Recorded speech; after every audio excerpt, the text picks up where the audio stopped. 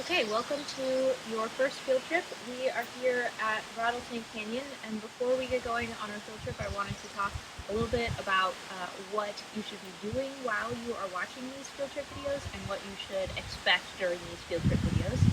So during these field trip videos, we're going to introduce you to probably about 10 or 20 species on your plant list, as well as later on in the quarter review plants that we've already talked about so you can see them again. And during that time, you should have your field notebook out. You should be taking notes. We'll spend a little bit of time at the beginning of each field trip talking about where we are, showing you some of the landscape features. That way you can take some notes on those things. And you should also be making some drawings in your field notebook. So we will, at each new plant, we'll talk about the morphological characteristics of the plant. We'll talk a little bit about what plant community that plant occurs in. We'll talk about any types of adaptations that plant might have to help survive its environment. All of that information should be going in your field notebook. And remember, you should have one entry per new plant, and you should at least keep a list of the review species. So later on in the quarter, when we're seeing some of the same species, but it's not your first introduction to them, you should at least be keeping a list. That way you know what plants we saw on each field trip. And you can supplement your drawings or your understandings of plants by looking at CalFlora or CalPhotos for some nice references. And you can also use Google Earth to supplement your landscape notes. So remember, we will give you a coordinate so you can take a look at the field trips from the aerial views. So again, welcome to Rattlesnake. We are on the south side of the Santa Ynez Mountain Range. So the Santa Ynez Mountain Range is a mountain range that runs east-west through Santa Barbara. So this is the mountain range that you see behind Santa Barbara, the city of Santa Barbara and the city of Goleta. And it's part of the Transverse Range, and it's named that because it's very odd that the mountains run east-west. Most mountain ranges run north-south, so these are a special mountain range that run east-west. And so that means that along our east-west facing mountains, we have a south-facing side and a north-facing side. And so we are on the south-facing side today, and we right now are in a canyon that runs along the mountains. There's a little creek that runs through that canyon. And the south-facing side of the Santa Ynez Mountain Range gets the most exposure. So south-facing exposures get the most sun exposure, which means that it's very hot and very dry there. So we're going to be seeing plant communities that are well adapted to those types of environments. So we're going to be seeing chaparral today. We'll be seeing a little bit of coastal scrub communities, but plants that have either very small leaves or sclerophyllous leaves. But we're also going to be seeing a riparian community. So remember, riparian communities are those that line creeks or riverbanks and are dominated by trees. So first we'll be introduced to some riparian species while we're down in this canyon, and then what we're going to do is move up into the chaparral. So in Rattlesnake Canyon, like I said, there's a creek that runs through it. There's riparian communities on either side of that creek. Just up on the banks, there's some oak woodland communities. Remember, oak trees need a little bit more moisture, so anytime you see oak trees, you know that there's some moisture in the soil there. So we'll take a look at some oak woodland communities, and then we'll move into the chaparral. So we should be seeing those three communities today. All right, we are in a riparian community. So remember that ripa means river, and this refers to communities that occur along creeks or rivers. And there's actually water flowing through this creek right now. So it rained a couple weeks ago, and there's still flowing water in this creek here. And riparian communities, as you can see, are dominated by trees.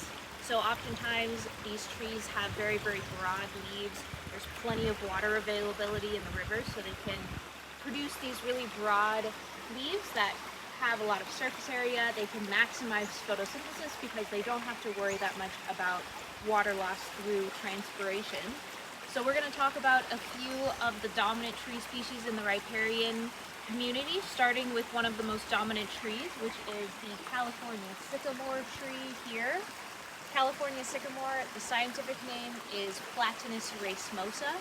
So when we teach you new plants, we'll give you a common name, we'll give you the scientific name of that plant, and so there's some plants on your list, again, that you only need to know the genus, so we'll specify when that is the case. But This is one of the species that you need to know the genus name, which is Platanus, and the specific epithet or species name, which is racemosa. So the California sycamore tree, again, one of the dominant members of the riparian community. It has these palmately lobed leaves.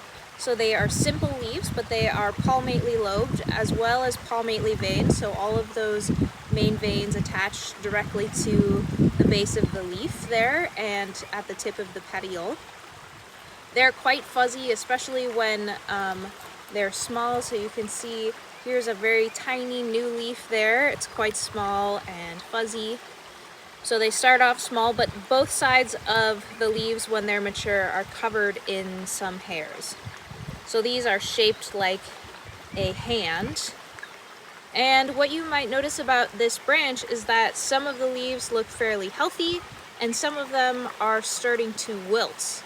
And this happens right around now. It's the beginning of April right now. So this happens with this species, which is that it gets attacked by a fungus called anthracnose. And that fungus and this tree have co-evolved in California for quite a long time.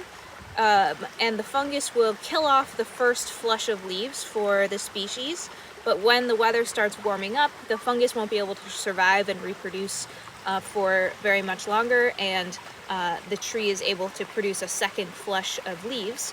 But this interaction with the fungus causes a really interesting growth pattern of the tree itself, which is that up in the branches of the tree, we're going to try and show you this, and we'll try and show you some other examples of this throughout the quarter. Up in the branches of the trees of sycamores, you can see there's a lot of sharp angles.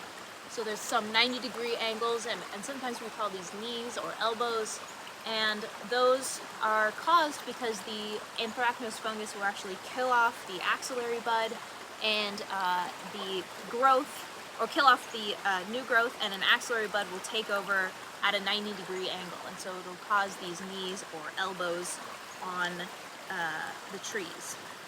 So one other thing that I wanted to show you on the branch itself is the stipules. So remember, stipules occur at the base of leaves. They're part of the leaf. They occur right where the petiole attaches to the stem.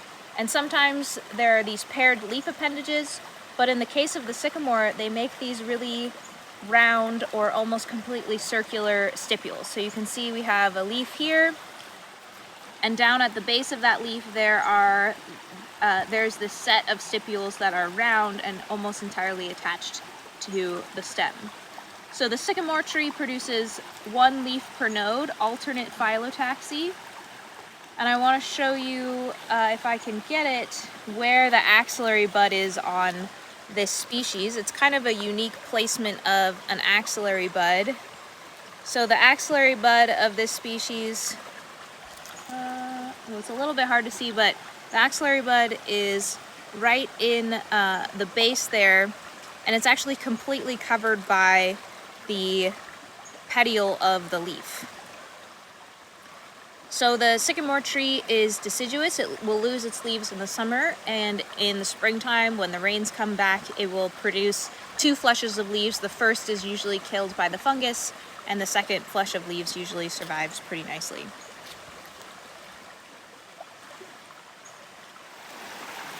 Next up we have the white alder, another dominant tree species in the riparian habitat. These are some small alders. They actually get to be quite large trees when they can grow a little bit taller. But this, like I said, is a smaller tree. So white alder, the scientific name is Alnus rhombifolia. Alnus rhombifolia. And this tree species, first of all, is fairly easy to recognize because it has this very striking veining pattern on the underside. So what you might notice is first there's one leaf per node, so alternate phyllotaxy, and then it has these veins which on the undersides are very, very raised and prominent and equally spaced apart from each other, so it gives them this kind of parallel look. These leaves have pretty striking pinnate venation, right? One main vein with branching veins off the side, but again, those veins are quite striking in that they're more or less equally spaced apart. And the edges of these leaves are serrate. So they're almost this kind of double serrate where we've got these kind of larger teeth and then smaller, finer teeth along the margins there. And this plant is monoecious, so it will produce male catkins and female catkins on the same individual, even though this plant is not flowering right now, it's not reproducing right now. And what you'll notice as we go through and introduce you to plants is that sometimes I will talk about the breeding system. So sometimes I will mention that plants are either monoecious or dioecious or have perfect flowers. So those are kind of the three main breeding systems that we talk about in this class for angiosperms. So either plants are monoecious in that they have male and female flowers on the same plant, or they're dioecious in that they have male and female flowers on separate individual plants, or they have perfect flowers, which means that they have both male and female organs in the same flower, so carpels and pistils in the same flower. And by far, the most common breeding system in angiosperms is to have perfect flowers. And so if I don't talk specifically about a breeding system, that most likely means that a plant has perfect flowers. I usually will only bring it up if it's kind of an interesting scenario with a plant that's either monoecious or dioecious, and especially if we can see the individual plant organs. So keep that in mind when we are talking about plant breeding systems. Next up is willow trees. So this is a willow tree. They are in the genus Salix. There's quite a few species of willow trees in California, but we are only going to teach you to genus. They have some fairly similar characteristics among species in the genus. So willows, Salix. All willows are dioecious. So there are female willows and there are male willows. All willows produce catkins. So we'll show you some willow catkins when we find some. These individuals are not reproducing right now. But I want to show you some of the leaves up close and talk about some of the characteristics of a willow. So here's a little branch from the willow. They have leaves that are arranged alternately. And usually the leaves of the willow are fairly long and linear. Willows, most willows in California occur either in riparian areas or areas that are quite wet. And some species of willows are prone to getting these growths on their leaves called galls. So you'll see there's this growth right here. That happens when an insect bites the leaf and lays its eggs inside of the leaf, and essentially the plant reacts to that insect bite and egg laying by growing tissue around those eggs and creating this structure that we call the gall. It's basically like a tumor, more or less. And that's one way that you can identify some willows in our area if you're in some kind of riparian habitat, is to look for these galls. Willows are prone to those kinds of growths. Salix, as I mentioned, are dioecious, which means that individuals produce either female flowers or male flowers. And this individual here is a male, so it is producing these catkins here that are producing yellow pollen.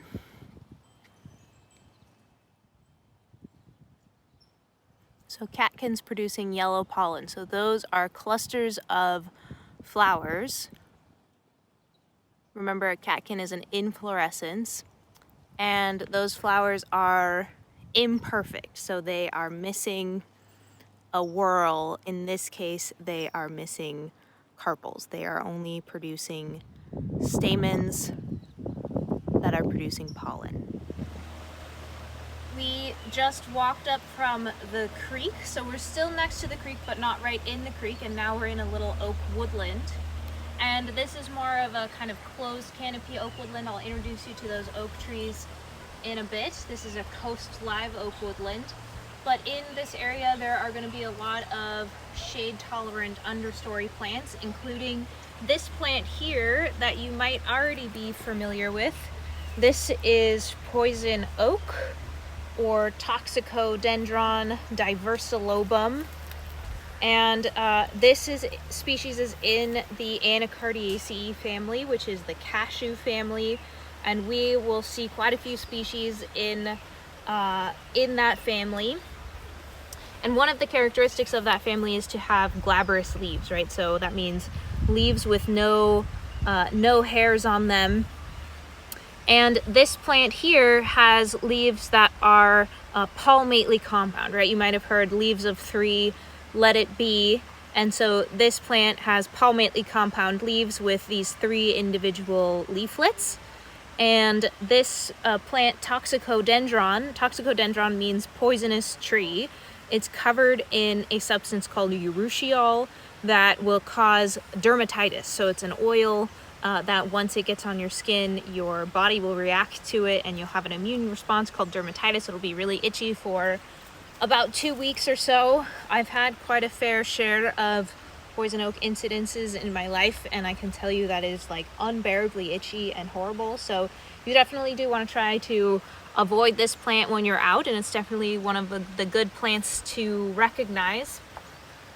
And this plant is flowering right now. So here are its flowers. It's got flowers with 5 white petals there, and they'll produce a drupe fruit. So that's another characteristic of the Anacardiaceae family, is to produce a drupe fruit. That means a fleshy fruit with a single hard pit on the inside. And we might see some poison oak drupes as we go through the class today, or the class this quarter. So one other thing that I wanted to point out about the leaves is that you'll notice on the margins of the leaflets there are some lobes, and for some leaves they're quite loby, for other leaves they're not quite as loby, and that's where this plant gets its specific epithet, diversilobum, which means variously lobed or diversely lobed. And that refers to the fact that there's quite a bit of variation in the lobing that actually occurs in these leaves. And this is a really interesting species in California. It can grow as a shrub, it can almost grow as a tree, it can grow as a vine. It's really all over the place, and it's deciduous, so it will lose its leaves in the summertime. And but you can still get poison oak from the deciduous sticks, so you definitely want to keep an eye out for this plant when you're out hiking.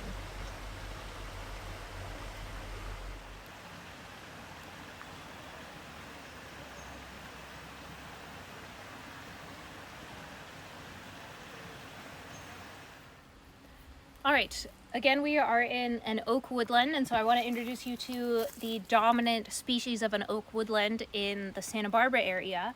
So oak woodlands in general are dominated by oak trees, which are in the genus Quercus. In Santa Barbara, on the south side of the San Ynez Mountains, you will mostly see Quercus agrifolia, which is this species here. It's called the coast live oak. And it's called the coast live oak because it's evergreen. It never loses its leaves. And that's not true for some of the other oak species on your list, the blue oak and the valley oak, which are deciduous species. They will lose their leaves in the wintertime. So let's take a look at some characteristics of the coast live oak. So first of all, like all species in the genus Quercus, they are monoecious, so they will produce male flowers and female flowers on the same individual plant. And what we're seeing here up at the top of this branch here are some male catkins. These are pollen-producing catkins. Remember, catkin is a type of inflorescence, oftentimes has just one unisexual flowers. It's a cluster of unisexual flowers, in this case male flowers, that oftentimes dangle down and are wind pollinated. So it's monoecious. These are some catkins. As far as the phyllotaxy or leaf arrangement, we can see there is one leaf per node, and we've got these simple leaves here. Simple leaves that have some teeth along the margins. And what I want to show you is the undersides of these leaves. So the underside of the leaf, you can see they've got this pinnate venation, And in the axils of the leaves here, there's a little tuft of hair. So my botany professor liked to call those the hairy armpit of the Quercus agrifolia. It's one way that you can nicely identify Quercus agrifolia from other evergreen oak species, is that they have these little tufts of hairs in the axils of the veins. And so the top of the leaf is fairly glabrous and smooth. Oftentimes they're kind of cup-shaped leaves. So here I'm gonna show you another leaf here. You can see that they're a bit cup-shaped, and they're pretty thick leaves. So Quercus agrifolia.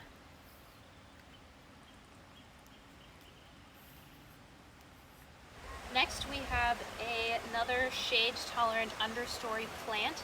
This is a fern, right? So remember, ferns are not seed-producing plants. They evolved before the seed-producing plants.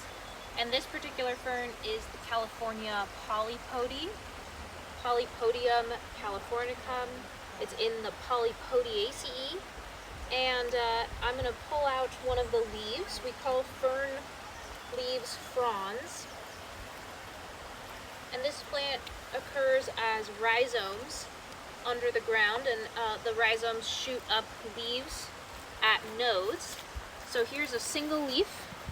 It's pinnately compound, right? So we have individual leaflets here, and on the underside of the leaves, they are covered in brown sori. So those are clusters of sporangia or spore-producing structures, and these plants, remember, reproduce by spores. So this plant has pinnately compound leaves, and that will help us distinguish between some of the other fern species on our list. And they have round sori. So plant biologists oftentimes use the leaf complexity and leaflet shape, as well as the shape and structure of the sori, in order to distinguish between different species of ferns.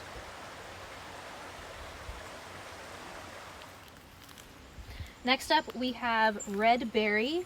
Red berry is in the genus Rhamnus. This is Rhamnus crocea.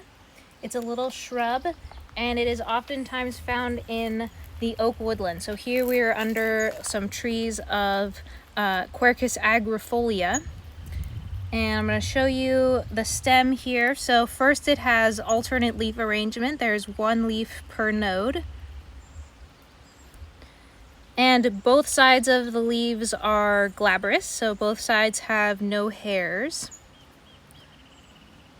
But what I'm hoping that you can notice is that the top side is this kind of dark green color, and the underside is this kind of lighter yellowish green color. So it does have two color sides to the leaves, and the underside, this kind of yellowish color.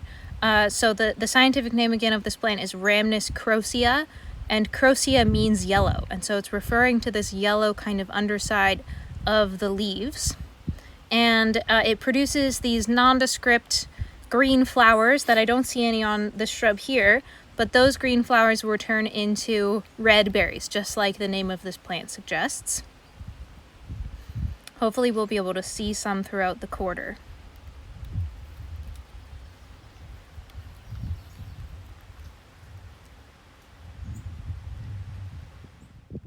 Okay, we have moved up out of the canyon and out of the riparian communities and the oak woodland communities, and now we are in the chaparral.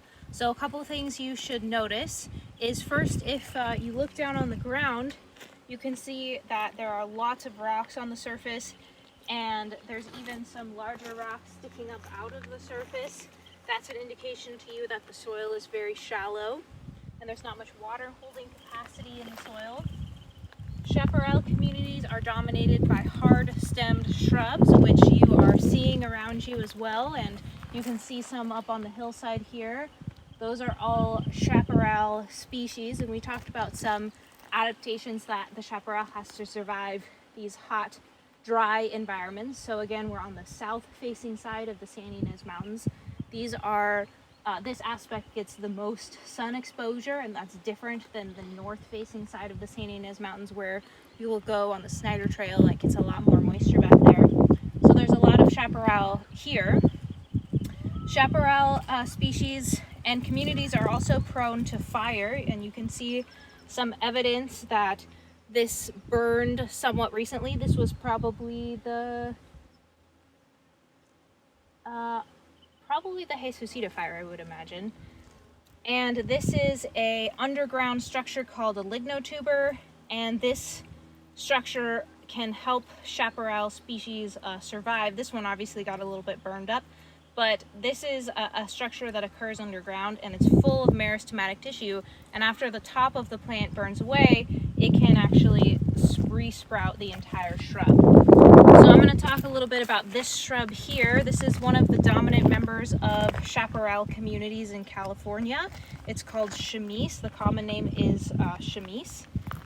And the scientific name is Adnostoma fasciculatum. And I'll talk a little bit about what that name means when I show you the branch here. So here is a branch. The first thing you should notice is that the leaves are tiny. It has these tiny little needle-like green leaves. They have very, very little surface area. That means that there's not that much transpiration or water loss through transpiration that occurs in this species. And the leaves are in these little bundles. So it kind of looks like little pine needle bundles scattered along the stem. And those bundles are called fascicles. So that's how this plant gets its name, Adnostoma fasciculatum. It refers to these little bundles of green needle-like leaves. And this plant also, or this stem also has some of last year's flowers up at the top.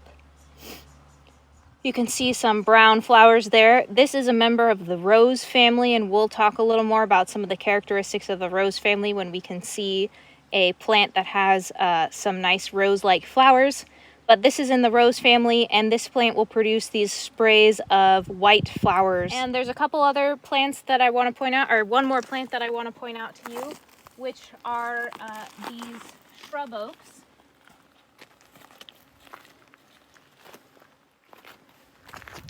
So there are about 20 species of oak trees in California, and half of them are shrubs. So this is one of those species. This is a shrub oak. You don't need to know the name of this species, but you should be able to recognize the oak genus, and that's because oak trees have a few characteristics that make them fairly easy to identify. One is that they have acorns. I was just trying to look for some acorns, and I don't see any, so we will show you acorns in a second when we find some. But oak trees have acorns as a fruit. That's the fruit of an oak tree, and they also are monoecious, so they will produce these long male catkins and small female flowers that are wind pollinated and that will develop into acorns. All right, here attached to this scrub oak are some of last year's acorn caps. So there they are. Those are usually stay pretty nicely on oak trees, so you can always look for acorn caps even if individuals are not fruiting at the time you're identifying them. Usually you can find old acorn caps on oak trees, and that would be a good indication to you they're in the genus Quercus, which is the genus for oak trees. Quercus.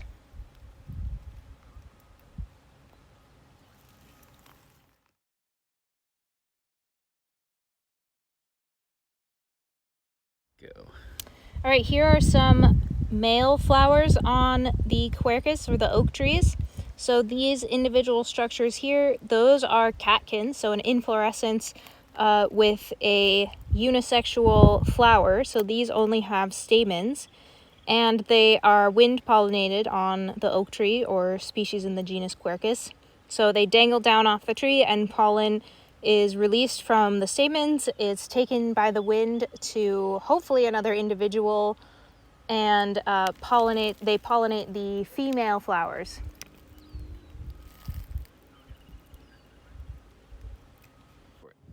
All right, we are still here in the chaparral, and we have another dominant chaparral species. This is the laurel sumac, this shrub right here, the laurel sumac. And the scientific name is Melasma laurina. This is another plant in the Anacardiaceae, or the cashew family. And in California, there's quite a few shrubs that are in this family. So it's not necessarily a super common family across the world, but in California, a lot of the shrubs in the chaparral are members of this family, which is why it is on your required family list. And this plant shows some of the characteristics of the Anacardiaceae family. So as I already mentioned, usually the leaves are glabrous, which means they have no hairs on either side. And that is true for the laurel sumac. So no hairs on either side of this leaf. They have alternate leaf attachment. So one leaf attached at every node. And one characteristic of members of the Anacardiaceae family are they oftentimes have some kind of red on the stems of the plant or on the margins of the leaves, and that's definitely true for the laurel sumac here. And the laurel sumac leaf, it has this kind of longer shaped leaf, but it's folded like a taco. All right, so it's got these folded taco shaped leaves, and you can see that's true of the leaves on the shrub itself. So if you take a look at these leaves, they're all folded like tacos. That's not because it's especially hot and dry today. It's just a feature of this plant, and it makes it fairly easy to identify. This plant flowers in the summertime, and it will produce this panicle, which is a branched inflorescence at the branch tips. So you can see the apical meristem has basically, instead of developing more leaves and more stem tissue, it's turned into this cluster of flowers there. And they produce nondescript white flowers in the summertime. All right, another member of the chaparral community. So again, chaparral dominated by these hard-stemmed woody shrubs. It would be really difficult if I wanted to walk through this community here. So that's one way you can recognize chaparral.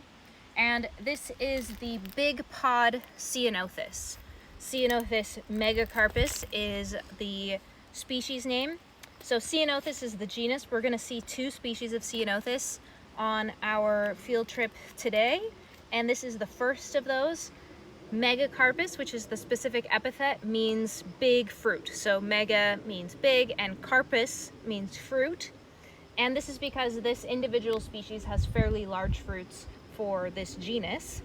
So I'm going to show you some of the leaf characteristics. I'm going to highlight some of the characteristics that will help you to identify this species compared to the greenbark ceanothus, which is a species that we will see a little bit later on today. So first, what I want to show you is the leaves themselves. So they're quite small, again, to conserve water. These leaves for the Ceanothus megacarpus, they are glabrous up at the top, so no hairs at the top. So green glabrous leaves on the upper surface, and then on the lower surface they are a little bit more of a white color that comes from a wax on the underside of the leaves. And the reason I'm showing you this difference between the upper and the lower surface of the leaf is because when we take a look at the greenbark ceanothus, there's not this really kind of drastic color difference between the two sides of the leaves. You'll also notice that the tip of the leaf is a little bit notched. That is not uncommon in this species. And I want to show you at the base of the leaves, there are these kind of special stipules. And what you'll notice, it looks kind of like a little Hershey's Kiss, but there are these swollen stipules. They're kind of like tubercular stipules at the base of the leaf there. And that is a feature of the big pod ceanothus, but the other ceanothus that we are going to see today will not have those large kind of swollen stipules. Okay, so let's take a look at the fruits. we are a little bit too late to see the flowers. This individual plant usually flowers in the very early spring, so it's usually one of the first shrubs of the chaparral to start blooming, and it has these beautiful white flowers with dark centers. I really encourage you to take a look at some photos of them on Calflora or Calphoto. And these are the fruits. So they have, what you'll notice is they have 3 carpels there, which is odd because this is a dicot, so we would not expect to have floral organs in groups of 3, but there are 3 carpels there, and it will eventually dry up when the fruits are mature. So these are immature green fruits right now. And then these will actually fall off, and they will leave this very distinct kind of characteristic shape on the plant. So these were last year's fruits. These are the receptacles that are left over. The mature ovaries, the fruits themselves, have actually fallen off, but you can see they leave these structures here. It looks like a little Mercedes symbol, and you'll see these on the ceanothus. So even if it has no fruits or no flowers, you'll see these remnant floral organs that can help you identify this plant. Okay, this is the other species of ceanothus. So this is the green bark ceanothus, and this shrub is also a member of the chaparral. You can see that it's quite a large shrub here, and this shrub flowers a little bit later in the season, so we're still able to catch this individual in flower. And you can see that it produces these panicles at the tips. The colors of these flowers range from kind of white to pale blue. So sometimes you can find an individual that has these really beautiful pale blue flowers. This is one of my absolute favorite chaparral species. And I'm going to show you some of the characteristics that you can use to distinguish this species from the green bark ceanothus. So we talked about, this species from the big pod ceanothus. So we talked about the leaves and the surface of the leaves on the big pod ceanothus, and we said that the upper surface was glabrous and the lower surface was waxy and almost white in color. And for the green bark ceanothus, the upper surface and the lower surface are both glabrous, and they're very similar in color, right? They're both kind of this dark green color. We don't see that drastic color difference that we did for the big pod ceanothus. Another feature of the green bark ceanothus is based on its name. It has this very, very green bark here. So the stems are quite green. That wasn't true for the big pod ceanothus. And when I'm finished showing you the stem here, I'll show you some of the older bark. It even stays fairly green as the plant ages itself. And we also talked about the specialized stipules that the big pod ceanothus had. And we talked about how it had those kind of large Hershey kiss shaped stipules down at the base of the leaves. And this plant does not have those same structures. They have these tiny, tiny little leaf-like kind of brown stipules, but they're not at all as noticeable, and they're not at all as swollen or round. So you can look at the base of the leaf to tell the difference between these two, as well as the color on the different surfaces of the leaves and the color of the bark. So I'm going to show you some of the some older branches on this individual here. I'm just going to clip off this branch. And you can see even on some of the older branches here, the bark is still somewhat green. Right, so it kind of maintains this green bark color. Go for it. Okay, we found another green bark ceanothus, Ceanothus spinosus. It's a little bit further along in its phenological development. So these are the fruits of the Ceanothus spinosus, so quite a bit smaller than the big pod ceanothus. Again, these are not quite mature, but they will eventually dry up. And once they dry up and fall off, they will leave the same little structure. So these little Mercedes-Benz symbols. So again, this is the receptacle. These were probably last year's fruits where the carpels fell off, but you can still see the same 3 indentations from the carpels. So quite a bit smaller than the big pod ceanothus. So this again is Ceanothus spinosus, the green bark ceanothus.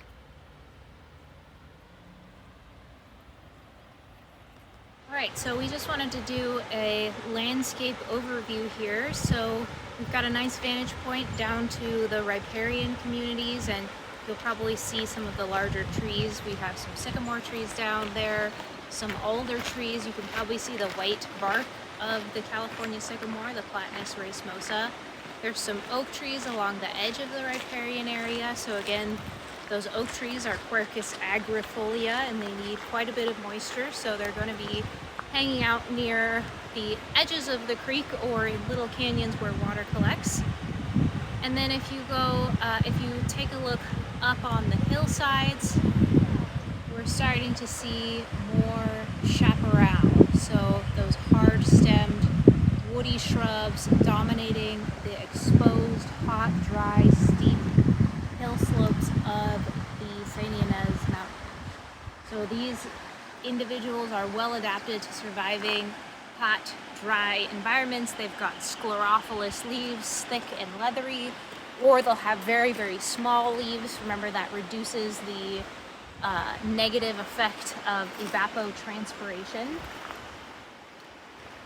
So lots of chaparral up on the hillsides, as well as the riparian down in the canyon. So this is Rattlesnake Canyon that we're looking down in right now.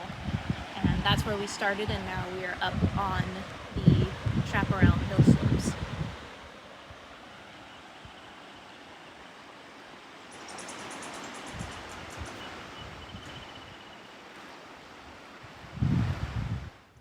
Okay, we have a member of the chaparral community. This is another shrub, and this is a species that, or a plant that you only need to know two genus.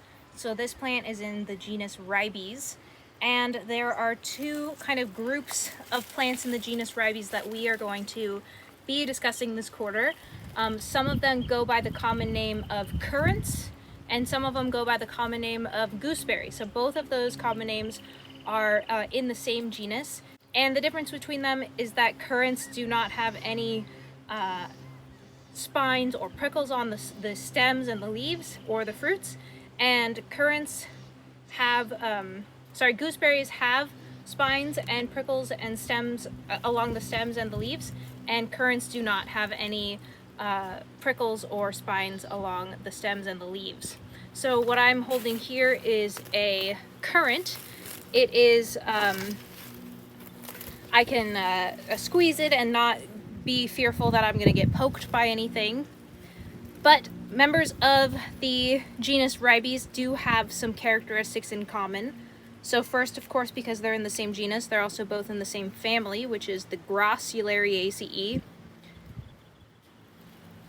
And both of them have palmately lobed leaves. So palmately lobed leaves, palmately lobed and palmately veined leaves. So here's a single leaf. Sometimes the leaves can be glandular. So in the case of this species here, they're quite glandular and sticky. So the leaves themselves actually have hairs that have little glands with some sticky surface on the top, and it smells quite fragrant. But the three-lobed palmately veined leaves are pretty characteristic, as well as the clusters of fruits here. So we have missed the flowering time of this individual here, but we can see that it produces this cluster of fruits that came from an inflorescence, and now this is an infructescence, and there are no spines on the fruits or anything. That the gooseberries, the other plants in this genus, have really, really spiny fruits, and we'll show you those throughout the quarter, but these do not have any spines on the fruits.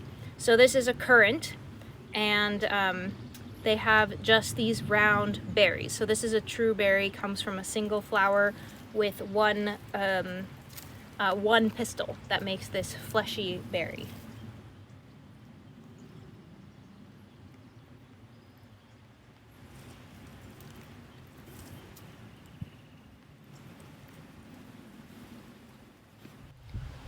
Next up we have another shrub. The common name is toyon, and the scientific name is Heteromeles arbutifolia. That's because this plant is in the rose family, which is the same family as an apple, and it produces a very similar fruit to an apple. It does produce a pome, which is a fleshy fruit that comes from an inferior ovary. So it looks a little bit like an apple.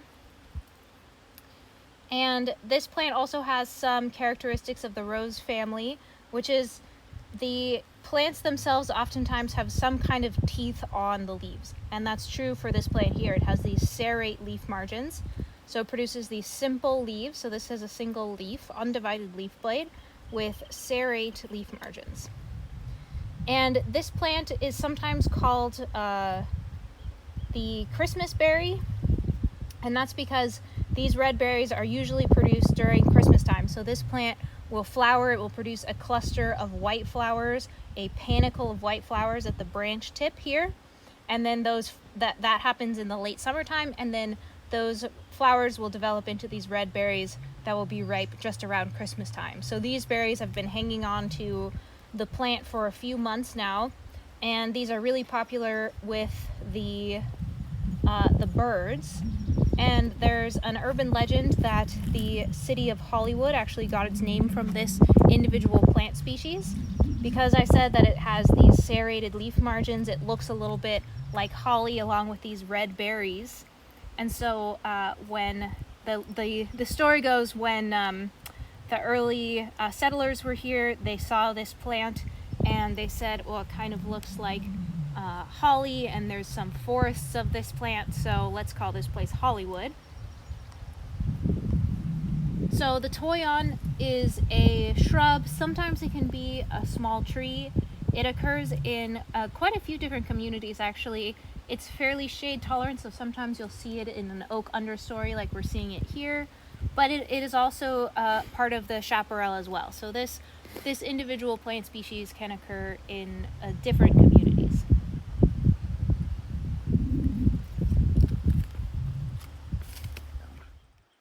Next up is the canyon sunflower. This is in the Asteraceae family, which is one of your required plant families, and I'll go through some of the characteristics of this family with you. But this scientific name is Venegesia carpecioides, and this is generally a shade shrub. So you can see here we're in a little bit of a shady oak woodland type community. There's an oak tree right behind me here. And so this is a shrub that enjoys some of the shade. So I'll show you some of the characteristics of this plant that can help you identify it. All right, so first it has one leaf per node, so alternate phyllotaxy. You can see there's a little axillary bud down in the base of that leaf, so that indicates to you that this entire structure is a single leaf. As for the shape of the leaf, they are these kind of upside down heart-shaped leaves. Cordate leaves.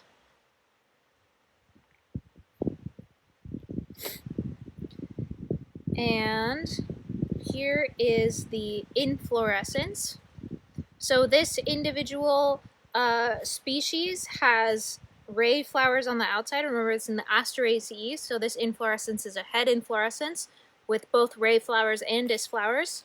So ray flowers on the outside and disc flowers in the center.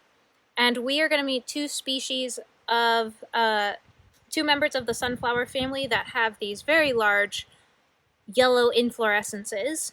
The canyon sunflower has yellow discs, and the other species that we will meet out at Colo Point has a purple or brown disc. So that is one way you can tell these two species apart when you eventually meet that other species. So this has yellow disc flowers. So I'm going to go ahead and break this open and show you some of the flowers in my hand here.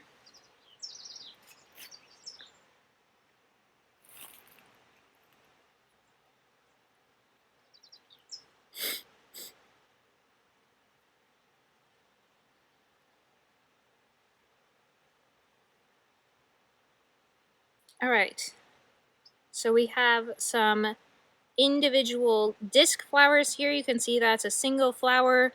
It's got a fused corolla.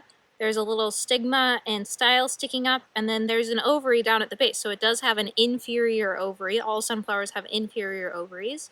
So that is the disc flower, and then on the outside we have the ray flower. So we have, again, we still have an ovary, an inferior ovary, but we have this long, very long fused corolla there. So this kind of single asymmetric or zygomorphic flower. So disc flowers in the center and ray flowers on the outside. And in the case of the canyon sunflower, they are both yellow. The petals or the corolla are both yellow.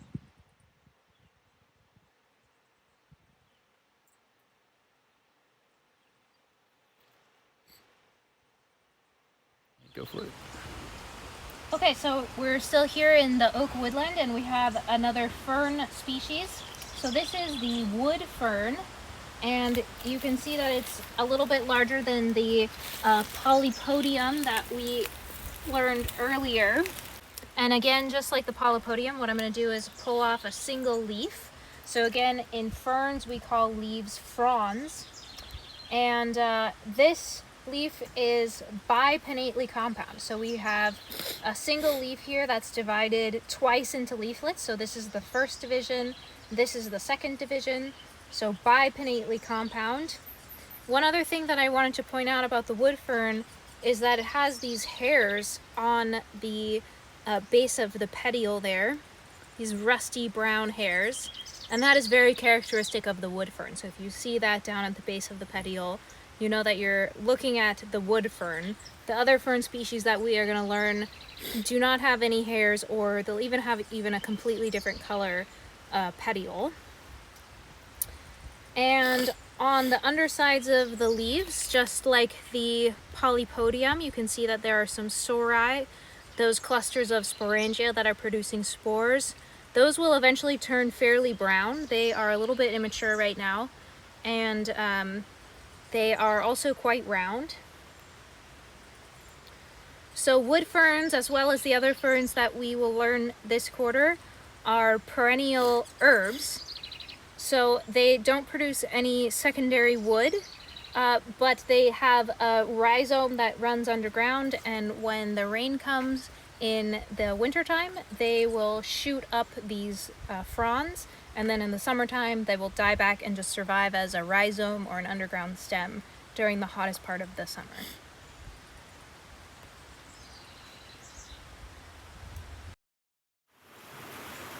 Okay, in the riparian area we have another species that's common to creeks and rivers, and this is the California bay laurel. Scientific name is Umbellularia californica, and it is in the Lauraceae family, which is a basal angiosperm, so it is a fairly primitive angiosperm. And what's really interesting about this family is that it's mostly a tropical family. It doesn't occur in the temperate zone very often, so this is just kind of an odd remnant member of the Lauraceae that occurs in California.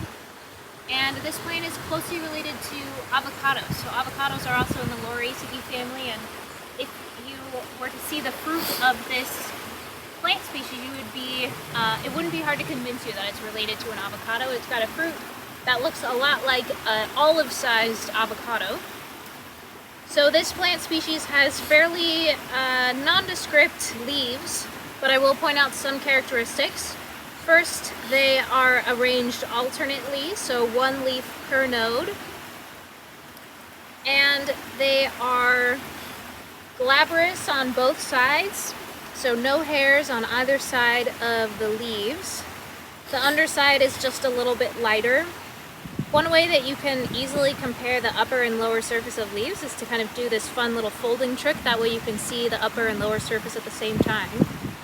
And of course, the most distinct characteristic of this plant is one that I can't share with you directly, which is the smell of the leaves. So if you were to break this leaf open and smell it, it would smell like bay. If you've ever used bay to cook, this is not in the same genus, but it's in the same family. It's closely related. It smells very similar to the bay that you would use to cook with, like if you were to make spaghetti sauce or some soup or something like that.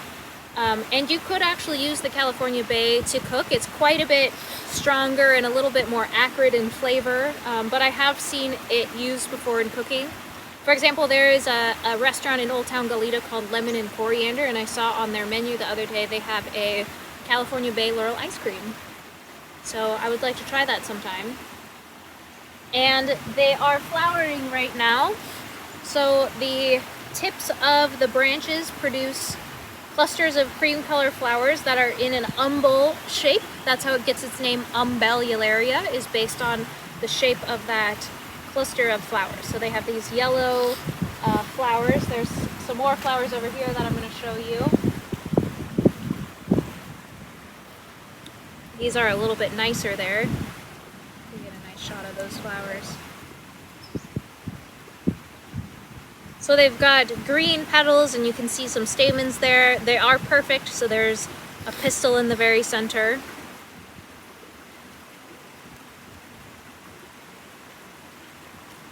Alright, so I also want to point out some other members of the riparian habitat. So we have sycamore tree here. You can see that it's getting hit by some of that anthracnose fungus there. The leaves are wilting a little bit.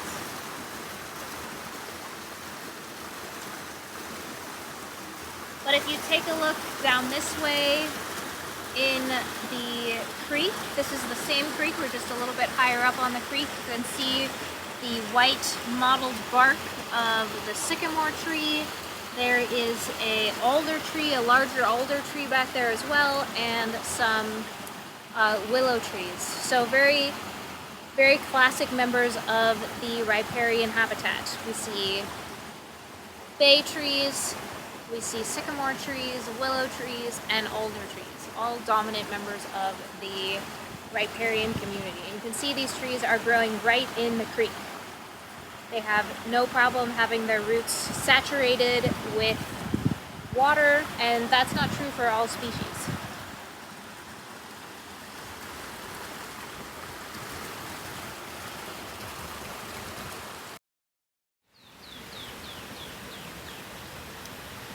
Okay, here we are. We're right on the edge of our riparian habitat. You might be able to hear the creek running in the background, but we're under an oak tree, so we're kind of in this ecotone between oak woodland and riparian habitat. So all of these plants are fairly shade tolerant and need quite a bit of moisture, and we've got one of those individual plants here. This is the hedge nettle, and the scientific name is Stachys ballata. It's another member of the mint family, and it has some characteristics of the mint family. So 2 leaves per node, 2 leaves per node. You can see the axillary buds there are just starting to grow into branches. And it's got a square stem that's fairly characteristic of the mint family. So if I roll it between my fingers, I can feel the edges there. And it's got these tiered clusters of flowers. So you can see tiered whorled clusters of flowers.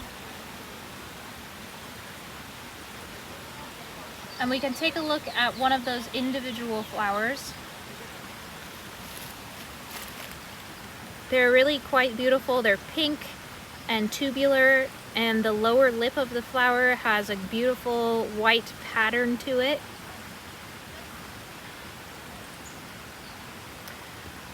And let's take a look at the plants here. So you can see there's a little cluster of them here. They are perennial herbs, so they survive in the summertime as rhizomes under the soil. And they will shoot up these stems. They never go through secondary growth, but these stems will last for a year. And it does have a smell. So remember I said in the mint family, the individual leaves are kind of aromatic. And these do have a smell. It's not exactly as pleasant as a sage, but it is fragrant. It's a little bit more like lemony, or a little more like pine sol or something like that. And the leaves themselves are hairy. It's a little bit hard to pick up on the camera, but if I were to feel these leaves, and if you were to feel them when you're out in the field, they would feel a little bit hairy. So we're still on the edge of an oak woodland here, and I wanted to show you some review species. So we do have our hedge nettle, the Stakey's volata hedge nettle in the mint family. And we also have our friend poison oak, Toxicodendron diversilobum. So remember, palmately compound leaves, 3 leaflets, diversely lobed leaves, so remember the lobing along the margins can be quite variable. We have canyon sunflower, Venegesia carpecioides, with these cordate shaped leaves. And these ones haven't quite flowered yet, so there's a flower bud right here. It will eventually turn into a yellow inflorescence with yellow rays and yellow disc flowers, but again a shade tolerant shrub. And then we're going to move down to the crack in this boulder right here where we can see some of the California Polypodium californicum with the pinnately compound leaves. And you can see on the underside some of those sori, so the clusters of sporangia that produce spores on the undersides of the leaves.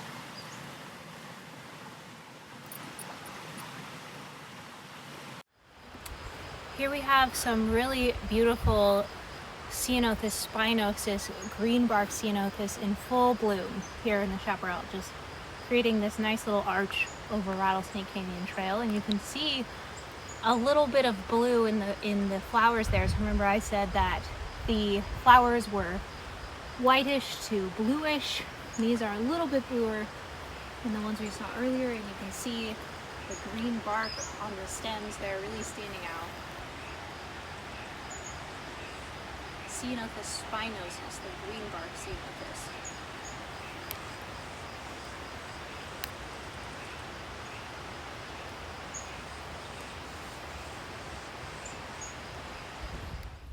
Alright, so here we are in the chaparral, and I wanted to do a review of some of the species that we've talked about today. So here we have the green bark Ceanothus, glabrous leaves on both sides, so both sides of the leaves fairly similar color. This really nice green bark, and the pale white flowers which have since fallen off this individual here.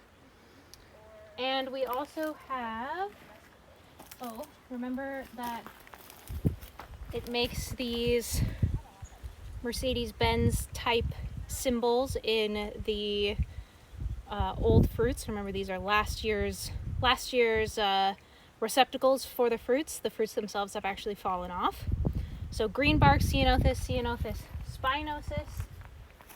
We've got a little understory plant here with these kind of nondescript little oval green leaves. On the upper surface they're dark green, but on the lower surface they're a little bit more of a kind of yellow color. So that's Rhamnus crocea, the red berry.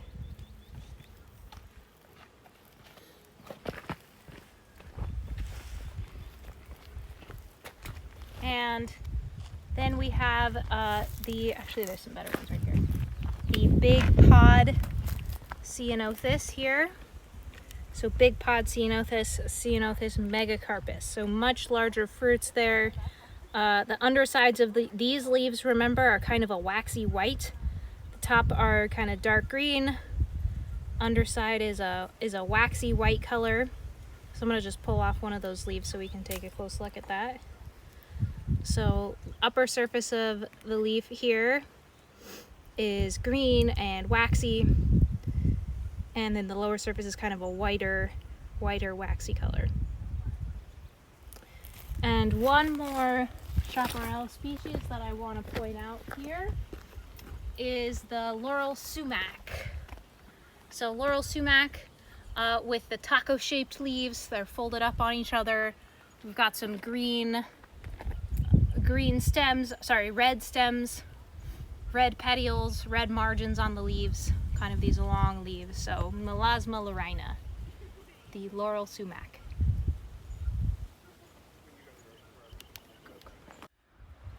we found some reproductive structures on the Rhamnus crocea. This is the red berry, and you can see some of the red berries.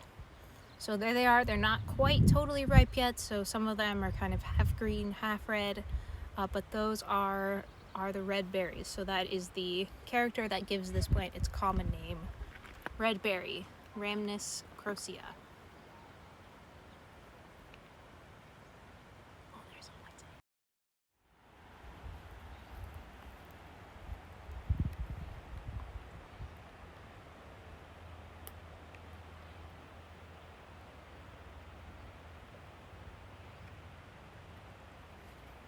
Next up, we have a chaparral sage. This is white sage, Salvia apiana, one of the many species in the genus Salvia that we are going to be learning this quarter.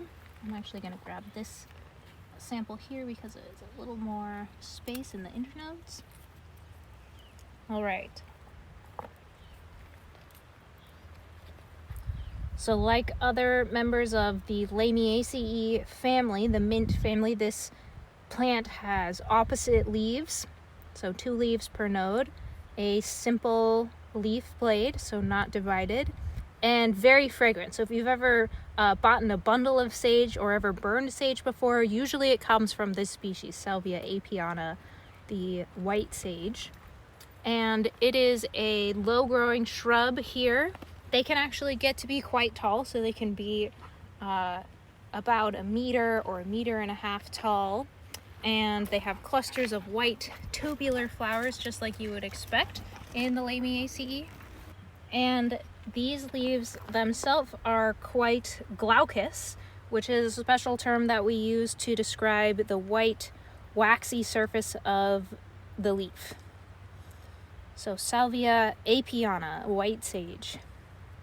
And you can see the soil here, right? Very, very rocky, very shallow. The plants here are pretty much growing right up out of the rock, out of the bedrock. So not much water holding capacity. Again, indicating to you that this would be a very shallow, dry environment. And all of these plants have characteristics to help them deal with that. The white sage, this glaucous, waxy leaf covering definitely helps to reflect some of the light and help keep the plant from getting too stressed.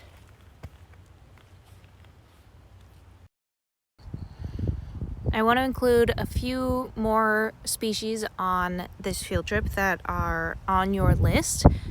And this plant is not native to California. So this plant is a Mediterranean species. It's considered a weed in California. And this is the castor bean, Ricinus communis.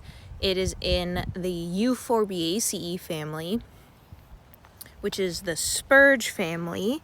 And this plant has palmately lobed leaves. You can see there palmately veined and palmately lobed leaves. And I'm going to get a shot of the inflorescence here. This plant is in bloom. And these Ricinus communis is a monoecious species. So what we're seeing up here are some female flowers, and down below there are some male or pollen producing flowers there. And so this plant is monoecious. It produces female flowers with carpels and male flowers with anthers producing pollen on the same individual. Here is another shot of the castor bean. So you can see its palmately lobed leaves there. I'm gonna get a shot of the stalk, and you can see that the leaves there are arranged alternately along the stem. And there's a couple other nice inflorescences here for you to see. They are producing female flowers up at the top with those red stigmas, and pollen flowers down at the bottom producing that white pollen. Those are the anthers there. And there are also some of the fruits here. So here are the fruits. They will eventually dry out and split open, so they are dehiscent fruits. They will dry up and split open. And here are some of the more mature ovaries. So you can see that they start to swell, they get fairly pointy, and then they will dry up and split open. So this is the castor bean with its palmately lobed leaves. They're still simple leaves, just palmately lobed, arranged alternately along the stem, and they will eventually produce these dry capsules. So ricinus means tick-like, and that refers to the seeds that look like little ticks. And you might be familiar with this plant if you are a fan of Breaking Bad. So this is actually one of the most poisonous plants in the world. It produces one of the most toxic substances on Earth, which is ricin. So it can be purified out of this plant, and it is quite deadly, and it was famously used in Breaking Bad. So Ricinus communis, the castor bean, a non-native plant.